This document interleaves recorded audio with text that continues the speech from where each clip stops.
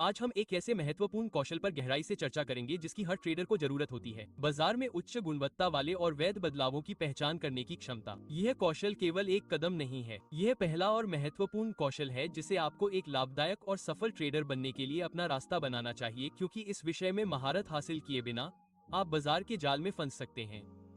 इस उन्नत एपिसोड में हम विभिन्न प्रकार के बदलावों, व्यापारिक रणनीतियों और संबंधित मूल्य क्रियाओं पर गहराई से चर्चा करेंगे जिनका आप बाजार में सामना कर सकते हैं। लेकिन यह सब नहीं है, हम उन प्रमुख मानदंडों और नियमों को भी तोड़ेंगे जो बदलाव को उच्च संभावना वाले व्यापार में बदल सकते हैं। तो ट्रेडर्स, अगर आपकी इसमें रुचि है तो कृपया अपना समर्थन दिखाने के लिए इस वीडियो को एक थम्स अप दें, और अगर आप नए हैं तो हमारे चैनल को सब्सक्राइब करें। तो चलिए शुरू करते हैं। तो बदलाव की परिभाषा क्या है? बदलाव तब होता है जब बाजार में प्रमुख गति कम हो जाती है और समय के साथ समग्र रुझान और ऑर्डर प्रवाह में बदलाव का संकेत मिलता है। यह पैटर्न बाजार की संरचना में बदलाव का पहला संकेत है, जिससे खरीदारों से विक्रेताओं या विक्रेताओं से विक्रेताओं के हाथों में नियंत्रण की संभावित शिफ्ट का संकेत मिलता है। अब देखते हैं कि हम बाजार में एक वैध बदलाव की पहचान कैसे कर सकते हैं। मंदी के परिदृश्य में चरित्र में बदलाव तब होता है जब कीमत सबसे हालिया प्रमुख निम्न और नवीनतम मांग क्षेत्र से नीचे टूटती है और बंद होती है। यही अवधारणा तेजी के परिदृश्य पर भी लागू होती है। इस उदाहरण में हम देखते हैं कि कीमत एक अपट्रेंड में थी, लगातार तेजी की संरचना टूटने की एक श्रृंखला बना रही थी। हालांकि बाजार की संरचना में बदलाव तब होता है जब कीमत सबसे हालिया प्रमुख निम्न और मांग क्षेत्र से टूटती है, जो चरित्र में पहला बदलाव नीचे की ओर गति जारी रहती है, जिसके परिणामस्वरूप चरित्र में दूसरा बदलाव होता है। चरित्र का यह दोहरा परिवर्तन बाजार संरचना में आसन बदलाव का सुझाव देता है। अब हम मूल्य के मंदी के आदेश प्रवाह में प्रवेश करने का अनुमान लगा सकते हैं। कृपया इस महत्वपूर्ण बिंदु पर विचार करें। हर बार जब कोई क्षेत्र टूटता है तो एक विपरीत दिशा में एक क्षेत्र अपने आप बन जाता है। चूंकि मूल्य ने कई मांग क्षेत्रों को तोड़ दिया है, इसलिए चरम पर एक आपूर्ति क्षेत्र बन गया है। इसलिए हमारी उम्मीद है कि कीमतें चरम आपूर्ति क्षेत्र की ओर बढ़ेंगी। अगर कीमतें इस क्षेत्र में प्रतिक्रिया करती हैं, तो हम बिक्री की स्थिति बनाकर बाजार में प्रवेश कर सकते हैं। कीमतों के लिए हमारी प्रत्याशा नीचे की ओर संरचनाओं के क्रमिक मंदी के ब्रेक बनाने की है। चार्ट को देखते हुए हम देखते हैं कि चरम मांग क्षेत्र के शमन के बाद, जो कि कैरेक्टर वेव के परिवर्तन के कारण था, कीमत ने अपनी दिशा बदल दी, नीचे धकेल दिया, टूट गया और नए उत्पन्न निचले निम्न से नीचे बंद हो गया। इसके बाद कीमत ने एक पुलबैक बनाया, फिर से ऊपर उठी, एक और आपूर्ति क्षेत्र में प्रतिक्रिया दी, और फिर एक बार फिर से एक और संरचना को तोड़ते हुए नीचे धकेलना जारी रखा। जैसा कि स्पष्ट है, कैरेक्टर पैटर्न के परिवर्तन के गठन के बाद बाजार की समग्र तेजी की संरचना मंदी में बदल गई है और कीमत मंदी के आदेश प्रवाह चरण में प्रवेश कर गई है। इसलिए कैरेक्टर के परिवर्तन में बाजार के समग्र रुझान को मंदी से तेजी या तेजी से मंदी में बदलना शामिल है। एक बार फिर आइए वर्णित बाजार संरचना पर विचार करें, जहां मूल्य ने इस प्रमुख उच्च को तोड़कर और उससे ऊपर बंद होकर चरित्र में परिवर्तन किया है। इसके अलावा हम देखते हैं कि कीमत इस सप्लाई जोन से बाहर निकल जाती है, और यह ध्यान देने वाली बात है कि कीमत ने अपने पीछे कोई भी अनमिटिगेटेड सप्लाई नहीं छोड़ी है। जैसा कि आप देख सकते हैं, सभी सप्लाई पहले ही कम हो चुकी हैं। तो इसका मतलब है कि जैसे ही कीमत लेटेस्ट सप्लाई जोन से बाहर निकलती है, यह डिमांड जोन के निर्माण का संकेत देती है। जैसा कि पहले बताया गया है, जब भी कोई जोन टूटता है तो उसके विपरीत एक जोन अपने आप बन जाता है। इसलिए एक नया अनमिटिगेटेड डिमांड जोन चरम पर उभरता है। इसे ध्यान में रखते हुए इस डिमांड जोन के आधार पर एक लंबी स्थिति में प्रवेश करना एक व्यवहार्य विकल्प है। इस बात की बहुत अधिक संभावना है कि कीमत इस डिमांड जोन में वापस आएगी, उस पर प्रतिक्रिया करेगी और फिर अपनी दिशा बदलकर ऊपर की ओर जाएगी। यह उम्मीद एक तेजी के बदलाव के पहले के गठन से समर्थित है, जो बाजार संरचना में तेजी के रुझान की ओर आगामी बदलाव का संकेत देता है।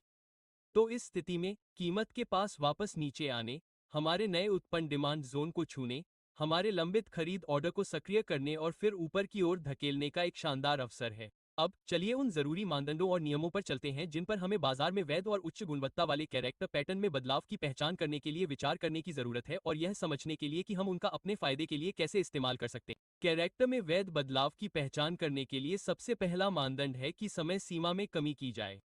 कैरेक्टर में बदलाव सिर्फ एक शर्त पर मान्य होता है, कीमत को उल्टना चाहिए और हाल के बड़े ढांचे को तोड़ने और कैरेक्टर में बदलाव शुरू करने से पहले उच्च समय सीमा की सप्लाई या डिमांड जोन से शुरू होना चाहिए। अगर कीमत सप्लाई या डिमांड जोन से इंटरैक्ट किए बिना कैरेक्टर में बदलाव करती है, तो वैध कैंडलस्टिक पैटर्न के साथ भी इसे कैरेक्टर में वैध बदलाव नहीं माना जा सकता। यह एक महत्वपूर्ण बिंदु है जिस पर सावधानीपूर्वक विचार करने की आवश्यकता है, क्योंकि यह हमें ब्याज की उच्च संभावना वाले बिंदुओं और वैध रिवर्सल पैटर्न की पहचान करने में मदद करता है। यह हमें बाजार के कैरेक्टर में झूठे रिवर्सल बदलावों और गलत दिशा में ट्रेडिंग के कारण होने वाले जाल में फंसने से रोकता है।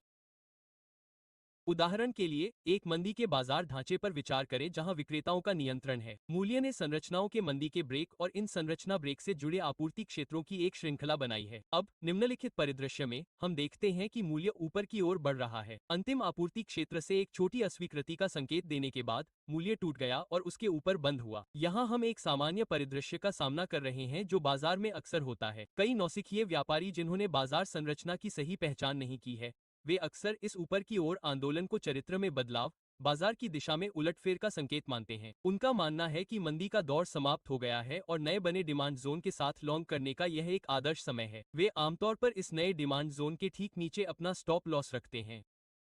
हालांकि उनकी उम्मीदों के विपरीत कीमत में थोड़ी तेजी आई, ऊपरी सप्लाई कम हुई और फिर मंदी का रुख जारी रहा। इसके चलते लॉन्ग पोजीशन लेने वाले ट्रेडर्स के स्टॉप लॉस पर असर पड़ा। वे अक्सर यह नहीं समझ पाते कि कीमत के कारण उनका स्टॉप लॉस क्यों ट्रिगर हुआ, और दुर्भाग्य से वे बार बार यही हरकत करते रहते हैं। यहाँ वे एक अहम बात भूल जाते हैं। कीमत किसी भी अनमिटिगेटेड डिमांड जोन से रिवर्स नहीं हुई। जब तक कीमत एक बड़े अनमिटिगेटेड डिमांड जोन तक नहीं पहुंच जाती, तब तक उन्हें लॉन्ग पोजीशन नहीं लेनी चाहिए थी। उनके द्वारा पहचाना गया बदलाव अमान्य था और कीमत केवल अपर सप्लाई जोन को कम करने के लिए ऊपर की ओर बढ़ी। इसने आखिरी सप्लाई जोन को एक इंडक्शन जोन के रूप में इस्तेमाल किया ताकि लिक्विडिटी बढ़ सके और अपने डाउनवर्ड मूवमेंट को बढ़ावा मिल सके। यह परिदृश्य इस बात पर प्रकाश डालता है कि मार्केट स्ट्रक्चर की सही समझ के बिना आपको नुकसान होने की संभावना होती है। अनुभवहीन ट्रेडर्स इससे बच सकते थे अगर उन्हें मार्केट सेंटिमेंट की बेहतर समझ होती। वे देख पाते कि उनके द्वारा पहचाना गया बदलाव मान्य नहीं था, क्योंकि कीमत अभी तक high time frame demand zone तक नहीं पहुंची थी। अब बात करते हैं हाई प्रोबेबिलिटी वाले कैरेक्टर में बदलाव को पहचानने के लिए अगले कॉन्फ्लुएंस क्राइटेरिया की। Liquidity SVEEP. मार्केट स्ट्रक्चर में आने वाले बदलाव को दर्शाने वाले कैरेक्टर पैटर्न में हाई क्वालिटी वाले बदलाव को पहचानने के लिए हमें तब तक इंतजार करना चाहिए जब तक कि कीमत हमारे हाई टाइम फ्रेम एरिया के पास स्टैटिक लिक्विडिटी जोन स्थापित न कर दे। हमने अपने पिछले एपिसोड में स्टैटिक लिक्विडिटी जोन और उनके अलग अलग प्रकार और मॉडल के बारे में विस्तार से चर्चा की है। अगर आप स्टैटिक लिक्विडिटी जोन को अच्छे से समझना चाहते हैं और मार्केट प्राइस डायरेक्शन पर उनके गहरे असर को समझना चाहते हैं, तो मैं आपको उन एपिसोड को ध्यान से देखने की सलाह देता हूं। हालांकि आइए यहां उनके बारे में थोड़ा विस्तार से जानते हैं। जैसा कि आप जानते हैं, स्टैटिक लिक्विडिटी मार्केट के उन स्पेसिफिक जोन को कहते हैं जहां बड़ी मात्रा में पैसे लगे होते हैं, जैसे स्टॉप लॉस, बाय या सेल ऑर्डर और प्राइस चार्ट पर भी अलग अलग एरिया में पाए जा सकते हैं। लेकिन स्टैटिक लिक्विडिटी के सबसे महत्वपूर्ण और व्यवहारिक प्रकार जो अक्सर मार्केट में देखे जाते हैं, वे हैं इक्वल लो, इक्वल हाई और डायनामिक ट्रेंड लाइन। इनमें से हर एक अलग कैटेगरी में आता है, जैसे डबल बॉटम या डबल टॉप और ट्रिपल बॉटम या ट्रिपल टॉप पैटर्न। मंदी या तेजी की गतिशील प्रवृत्ति रेखाएं। कल्पना करें कि हमारे पास 15 मिनट की समय सीमा जैसे उच्च समय सीमा पर इस तरह की संरचना है।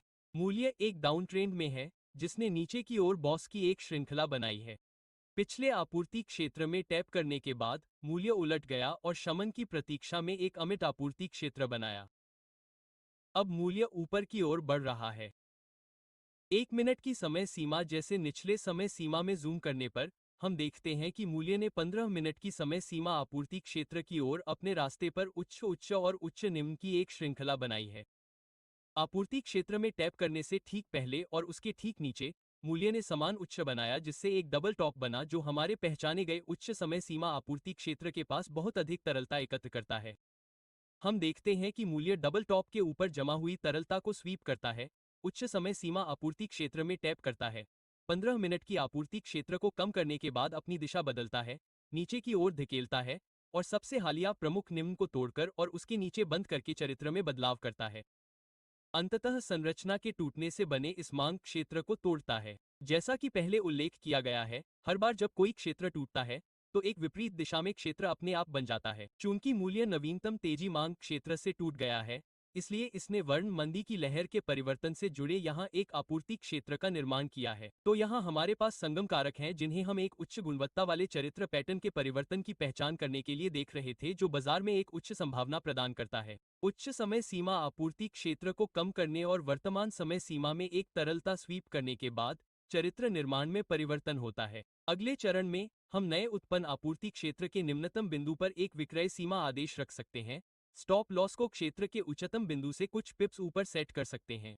लाभ लेने के लिए हम इसे या तो उच्च समय सीमा के अप्रतिबंधित मांग क्षेत्र पर सेट कर सकते हैं या वर्तमान समय सीमा स्विंग लो को लक्षित कर सकते हैं।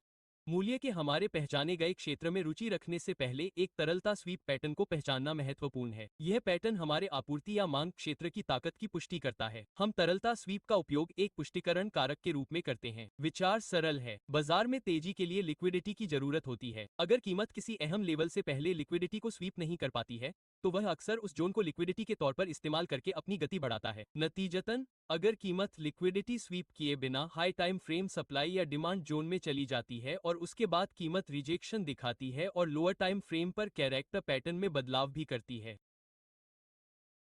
हालांकि इस बात की बहुत संभावना है कि कीमत कैरेक्टर में आए नए बदलाव के विपरीत दिशा में चलती रहेगी और उन ट्रेडर्स के स्टॉप लॉस को ट्रिगर कर देगी जो इस उम्मीद से बाजार में आए हैं कि कैरेक्टर पैटर्न में बदलाव के बाद कीमत अपनी मुख्य दिशा बदलेगी। अब अगले मानदंड पर चलते हैं, जो है double zone breakout. Character pattern में बदलाव के ज्यादा असरदार होने और सफल होने की ज्यादा संभावना के लिए कीमत को अपने रास्ते में आने वाले दो लगातार सप्लाई या डिमांड जोन से नीचे या ऊपर ब्रेक और क्लोज होना चाहिए। उदाहरण के लिए, इस परिदृश्य में अगर कीमत इस डिमांड जोन से भी ब्रेक करती है, तो हमें डबल जोन ब्रेकआउट होता है, क्योंकि कीमत एक मंदी के सिंगल लेग मूवमेंट के साथ लगातार दो डिमांड जोन से ब्रेकआउट करती है। यह पैटर्न मंदी या तेजी के ऑर्डर फ्लो के आधार पर शॉर्ट या लॉन्ग पोजीशन खोलकर बाजार में प्रवेश करने के लिए एक मजबूत संगम और पुष्टि होगी। आइए एक परिदृश्य पर विचार करें जहां कीमत ने केवल यह आपूर्ति क्षेत्र बनाया। कीमत टूट गई और पहले से ही दो मांग क्षेत्रों से नीचे बंद हो गई, जिससे एक महत्वपूर्ण अक्षमता पीछे रह गई। यह डबल जोन ब्रेकआउट के उद्भव के बाद एक मजबूत पुष्टि प्रदान करता है। इसके बाद एक नया उत्पन्न मजबूत आपूर्ति क्षेत्र चरम पर बनता है। इस मामले में हम चरम मांग क्षेत्र में एक बिक्री सीमा आदेश दे सकते हैं, क्योंकि मूल्य के पास आदेशों को पूरा करने से पहले छोड़ी गई अक्षमता को भरने, ऑर्डर ब्लॉक में टैप करने, आपूर्ति क्षेत्र को कम करने और फिर नीचे की ओर धकेलने के लिए एक बड़ा मौका है। अपने व्यापार में एक डबल जोन ब्रेकआउट या यहां तक कि कई जोन ब्रेकआउट की अवधारणा पर विचार करने से आपकी ट्रेडिंग यात्रा में आपका आत्मविश्वास बढ़ेगा, जिससे आप अपने ट्रेडों के बारे में अधिक निश्चित होंगे। अब आइए एक और संभावित परिदृश्य का पता लगाएं, जिसमें आप बाजार में अक्सर सामना कर सकते हैं। एक बार फिर हमारे पास केवल एक अंतर के साथ एक ही परिदृश्य है। मूल्य एक एकल डाउनसाइड मूवमेंट के साथ दूसरे मांग क्षेत्र से नहीं टूट सका। हम देखते हैं कि कीमत आखिरी डिमांड जोन से टूट गई और चरम पर यह सप्लाई जोन बना। फिर कीमत में एक अस्थायी विराम और पुलबैक आया, लेकिन यह चरम सप्लाई जोन को कम नहीं कर सका। इसके बजाय इसने डबल टॉप बनाकर लिक्विडिटी पूल बनाया। इसके बाद कीमत नीचे की ओर बढ़ी और अगले डिमांड जोन को तोड़ दिया। चूंकि डिमांड जोन टूट गया है, इसलिए एक नया विपरीत साइड जोन बनाया जाएगा, जो यह सप्लाई जोन है। जैसा कि पहले बताया गया है, ऊपरी सप्लाई जोन चरम है और थोड़ा नीचे स्थित दूसरा सप्लाई जोन डिसीजनल जोन कहलाता है। कृपया ध्यान दें कि हम डिसीजनल सप्लाई जोन के आधार पर कोई भी ट्रेड नहीं कर सकते, क्योंकि इस बात की बहुत अधिक संभावना है कि कीमत डबल टॉप के ऊपर जमा हुई लिक्विडिटी को स्वीप करने के लिए और डिसीजनल सप्लाई जोन से एंट्री करने वाले ट्रेडर्स के स्टॉप लॉस को ट्रिगर करने के लिए ऊपर जाएगी। अगर आपने डिसीजनल सप्लाई जोन से मार्केट में एंट्री की है, तो इस बात की बहुत अधिक संभावना है कि कीमत चरम जोन को कम करने के लिए और अपने रास्ते में जमा हुई लिक्विडिटी को स्वीप करने के लिए ऊपर जाएगी। अगर आपके पास कोई ऑर्डर है, तो आप उस लिक्विडिटी का हिस्सा होंगे। हमें जो करना चाहिए वह ये है कि बाजार में जमा लिक्विडिटी को कीमतें बढ़ने का इंतजार करना चाहिए, हमारे चरम सप्लाई जोन का दोहन करना चाहिए और फिर हम बाजार में प्रवेश कर सकते हैं। ट्रेडर्स, बस इतना ही। इस वीडियो को देखने के लिए धन्यवाद।